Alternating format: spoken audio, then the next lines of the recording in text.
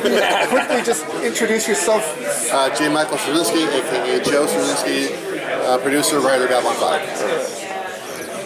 So how did what's the genesis for the project for this movie? How did you come to think of wanting to do this movie? Warner's called me. They saw the 30th anniversary coming along, and they're fans, and they said, look, we really want to do something in the animated space with Babylon 5, and do you want to take a shot at it? And I said, absolutely. But I also realized when that call came that we did an animated movie. On the one hand, it means we could, show some of our characters, the actors whom are no longer with us. And I sent an email to all the cast members who are still alive and said, if we do this movie, you may end up playing with actors portraying some of your fallen friends. And are you okay with that? And if anyone's not okay with it, we won't do it. Everyone has to be happy with it. And they all came back and said absolutely, because they wanted to use this as an opportunity to sort of memorialize their fallen friends and the way that those performances define those characters and carry that forward on behalf of those actors. And so that gave me the freedom to do it. And then came the question of what's going to be about, and I wanted to do a celebration of the show, a celebration of the fans, the actors, something lighthearted. Oddly enough, even though I'm an atheist, a line from the Bible came to mind, which is, make a joyful noise. Let's make a joyful noise. Let's get out there and just have some frickin' fun. And mainly as well to make a love letter to the fans who have been patient and waiting for 20 years for something new to come along, and show our appreciation for that. How careful were you about that recasting process for those actors that are no longer with us, to just make sure it still fit this true tradition of those characters? Yeah, we didn't want it to do like an imitation of them, of their voices. That wasn't the goal. But to capture the essence of it, to sort of create the sensibility of it. And the actors who came in to play those roles understood the enormity of what they were being asked to do, to pick up from another actor who was not there anymore. And they really brought their A-game to this thing. They brought the performances to life. So I could not be happier with what they did.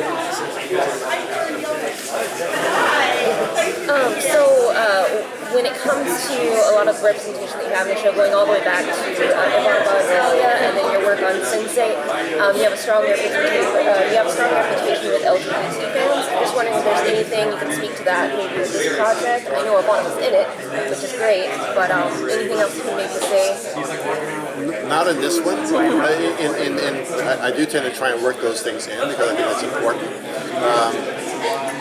As a culture, we have been fractionalized and marginalized and tribalized within an inch of our lives, and being told that that person is the enemy.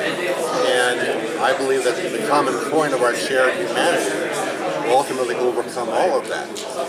So I've always tried to take a stand. Even back in '85, we had scenes in the Zocalo, which was like this big dining area. We would have same-sex couples holding hands. We had our two male leads going undercover as a married couple, and no one said two things about it. It was just a given, So that did not factor into this particular story, but if there were to be more, I would not hesitate to do that. This being animated, did you find anything more freeing in that medium that you were able to do that you might not be able to do if it had been live action? Yeah, well, certainly in terms of the original show, because that was all shot inside of the old hot tub factory in Sun Valley. And the farthest we got on location was into the parking lot. So the idea of being able to go to Earth and go to worlds and other timelines and open it up and show the fans things that we could never ever show in the first original series was very appealing. We did that. It's almost like a travelogue for the B5 universe. What would you say was the most challenging part about bringing this to life? I wish there was a challenging part. It'd be a really good story, but every inch of it was joyful. The folks in the animation area for Warner Brothers were so respectful. I had to actually sort of say to them, "Don't worry about it. It's okay. You can play it." We did what we could with effects at that time, as best we could. But as we make it look better now, don't be precious about it. Don't feel you have to not step on my toes. If you go too far, I'll pull you back. But I want you guys to have fun, have some measure of ownership of how things look, and be free to play. Because if you're not free to play, why are you doing it? So they were fun. The actors had a great time doing the audio tracks for this thing. I was on Zoom with most of them when we did them. They were just having a blast going back to those characters. They just put it back on like a pair of shoes, as you're very familiar with. And the mix down was great. There was not a bump in the road. I've always been a pain in the ass. All right. I've always said straight up, if a studio is screwing around, a studio is screwing around. There were no bumps at all. It could not have been smoother. They were so respectful, so kind, so collaborative, and they were all fans. You know? And a lot of the guys who worked at CG grew up on the effects of Babylon 5, so that for them to come back and work on Babylon 5 was like, yes. Do you anticipate there being any more of these, or do you have any ideas for how you would want to continue? I've been told that if this does well, that there will be others down the road. I think they have to figure out the Zaslav of it all and how that money is going to be spread around the Warner Brothers and the new leadership of Warner Brothers. But once that is all nailed down, I would be surprised if they didn't do more of these, because the sales on the first one have just been through the roof. I mean, more so than they actually anticipated. So, I have more ideas. I've never not had Babylon 5 ideas. I still hear the characters in my head on a regular basis. It's not getting the thoughts in to shut up. It's the hard part. So you described it as a love letter to fans, and I was wondering, for people who haven't seen it before, are they going to be able to jump right in, or do you recommend we try to get everyone to binge watch all? I think that so many movies now, pretty multiversal things you have to do homework for, and you shouldn't have to do that to enjoy a movie. So if you've seen the show, you'll get a lot out of it.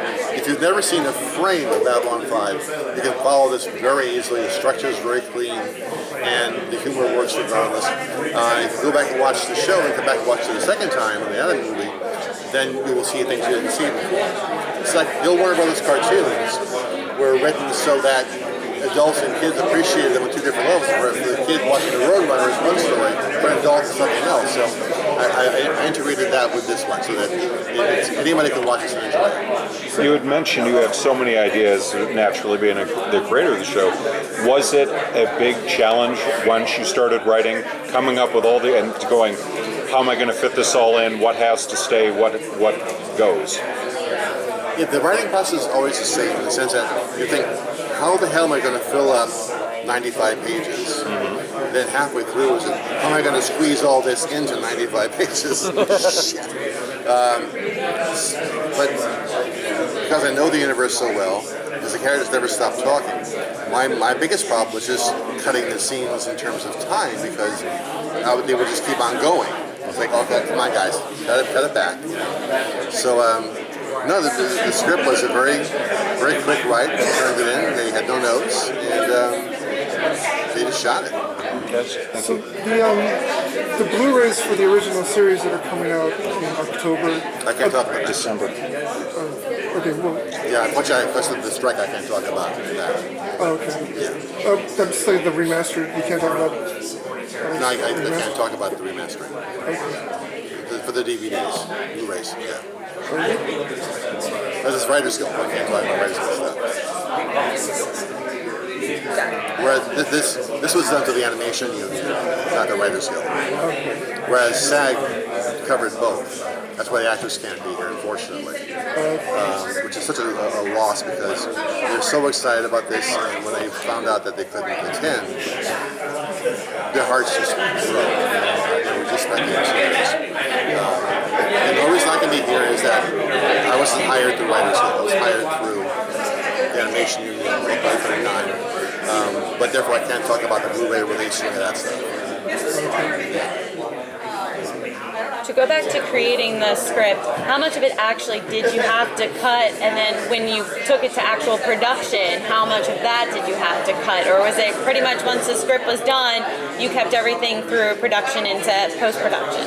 Yeah, once I got the characters to shut up after a while, I hit the end of the script, first draft. I thought, should I go back and make changes? But no, I think let's just get the reaction. I turned it in, and they said, "This is great. We love this. Let's just." So basically what was in the first draft is what's on the screen. And I've been very fortunate that happens to me a lot. I wrote Changeling, the Eastwood directed, and he shot the first draft. There were no changes, no notes.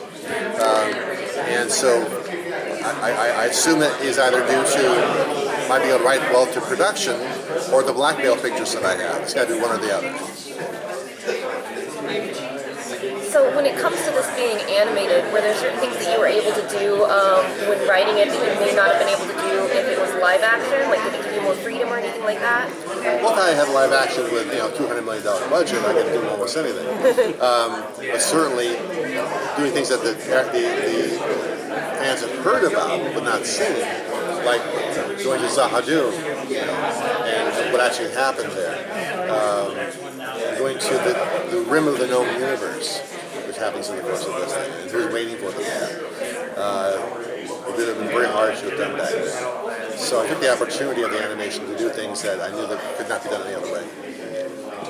Do you kind of approach designing set pieces differently for live action than you do for animation? Obviously, you get to open things up a little bit more, like you said. What's the process like with communicating with the animators on how to bring these settings together? I never really, everything I do I approach from a character point of view. It's all about what does the character want, how far would they go to get it, how else supposed to go to stop them, and what they will do about it. So I never think in those terms. I only think about what's the character doing and what do they want, how are they going to get that. Thank you. Thank you so much.